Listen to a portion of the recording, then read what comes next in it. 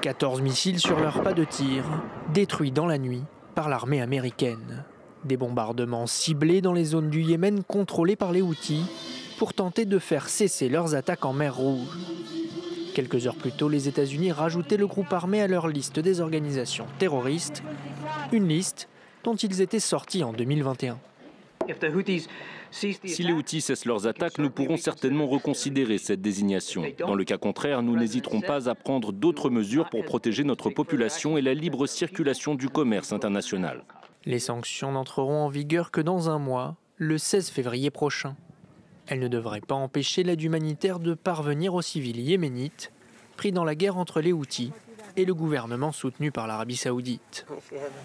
Depuis la mi-novembre, les rebelles détournent et attaquent des navires commerciaux au large du Yémen, dont ils contrôlent la majeure partie.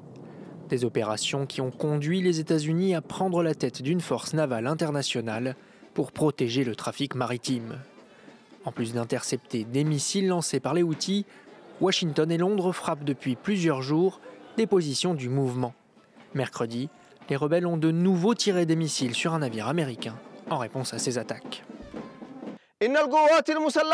Les forces armées yéménites confirment qu'une réponse aux agressions américaines et britanniques va inévitablement venir et que toute nouvelle attaque ne restera pas sans réponse ni châtiment.